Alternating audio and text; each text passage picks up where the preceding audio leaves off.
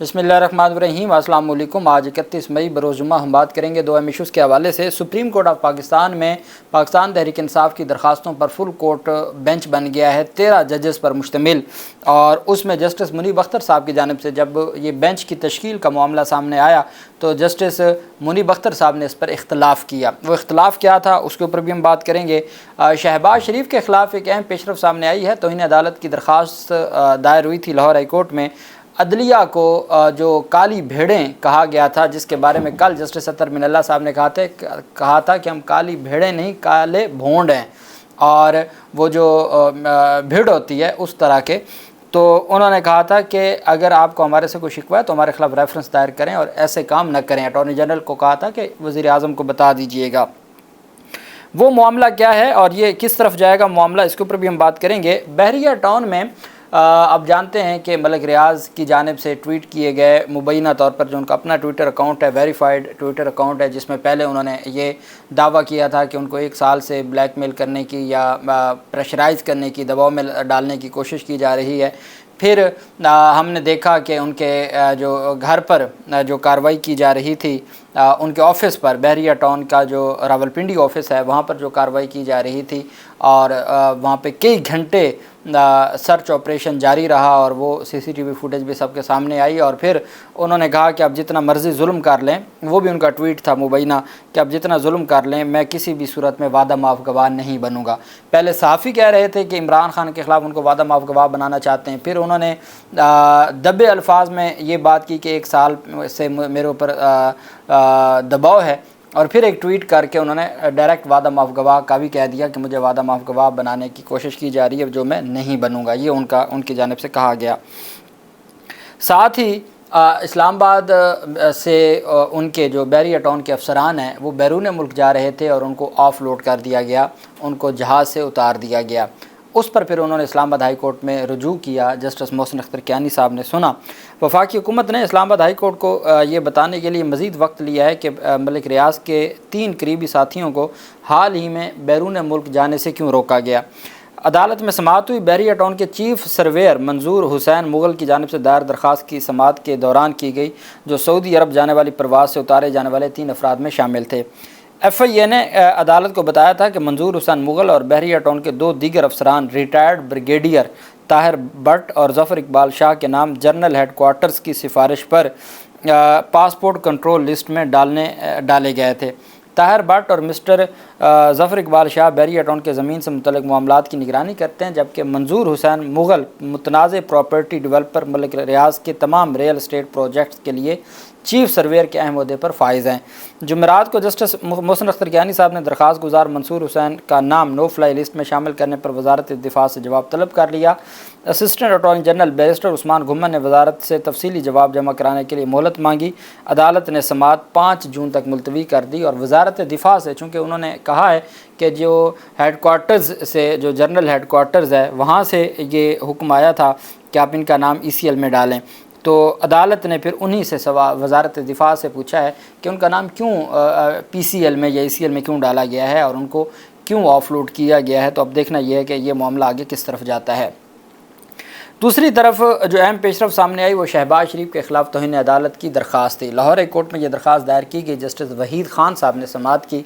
असल मामला तब शुरू हुआ जब 28 मई को शहबाज शरीफ ने जो एक तकरीब थी, उनके जनरल कौंसिल का इजलास था, उसमें कुछ अल्फाज ऐसे कहे थे पाकिस्तान तहरीक इंसाफ के सरबराह इमरान खान को जो रिलीफ़ दिया जा रहा था, तो उन्होंने कहा था कि अदलिया को काली भेड़ें करार दिया था कि जो इमरान खान को रिलीफ़ दे रही हैं या ज़मानतें दे रही हैं। उस पर कल जब समाअत हुई 5 रुकनी बेंच के सामने इमरान खान भी मौजूद थे।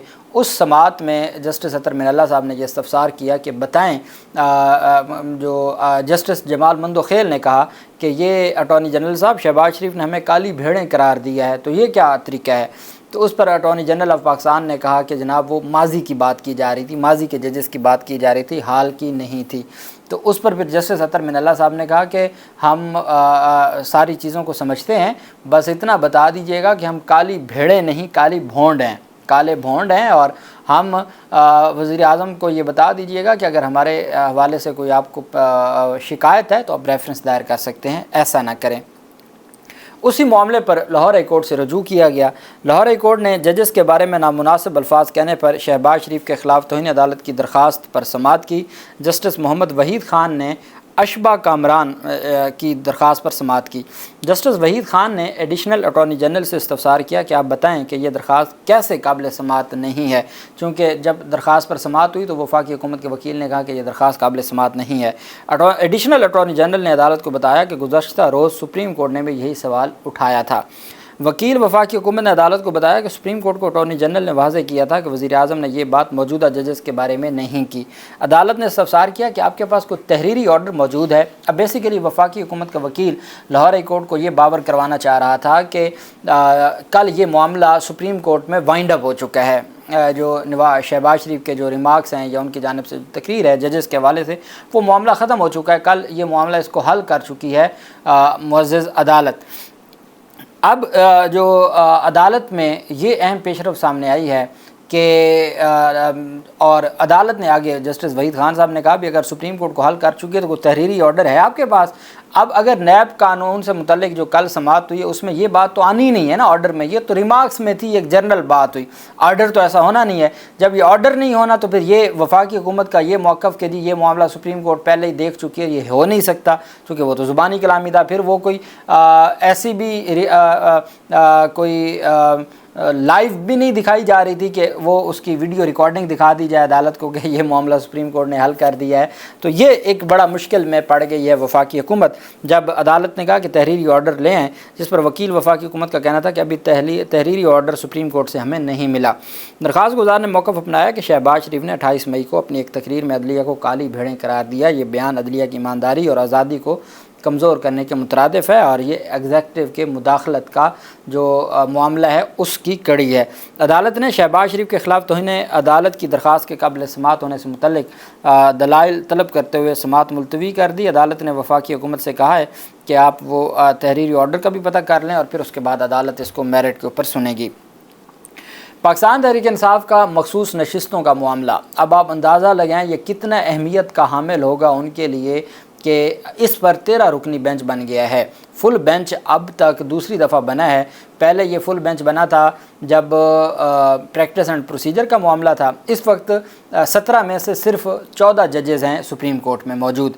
جسٹس مسرت ہلالی صاحبہ صحت کی علالت کی وجہ سے اویلیبل نہیں ہیں، باقی بچ گئے 13 ججز پر مشتمل یہ فل کورٹ بینچ ہے جس کی سربراہی خود جناب چیف جسٹس قاضی فیض عیسیٰ صاحب فرمائیں گے۔ قاضی فیض عیسیٰ صاحب، اب یہ معاملہ یہاں سے شروع ہوا کہ الیکشن کمیشن نے پاکستان تحریک انصاف کو انتخابی نشان نہ دیا تو پاکستان تحریک انصاف کے امیدواروں نے آزاد انتخابات لڑے۔ آزاد انتخابات لڑنے کے بعد وہ ایک سیاسی جماعت میں شامل ہو گئے اور سیاسی جماعت جو رجسٹرڈ سیاسی جماعت تھی، الیکشن کمیشن کی جو لسٹ ہے اس میں موجود تھی، اس میں وہ شامل تھی۔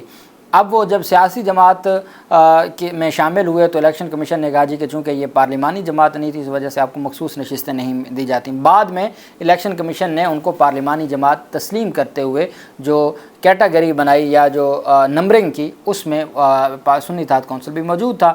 پھر سنی اتحاد کونسل نے علی امین گنڈا پور کے بھائی نے انتخاب بھی جیتا سنی اتحاد کونسل کے اس پر پلیٹ فارم سے، تو وہ بھی سارا معاملہ ہو گیا۔ بہرحال تو اب مخصوص نشستوں کا یہ اس وجہ سے بھی کہ جب ججز کی اپوائنٹمنٹ کے حوالے سے یا ججوں کی عمر بڑھانے کے حوالے سے تھا کہ 3 سال کے لیے چیف جسٹس کا ٹینیور ہونا چاہیے، وفاقی حکومت نے یہاں تک کہا کہ وہ آئینی ترمیم کریں گے۔ آئینی ترمیم انہوں نے ان مخصوص نشستوں کی بنیاد پر کرنی تھی۔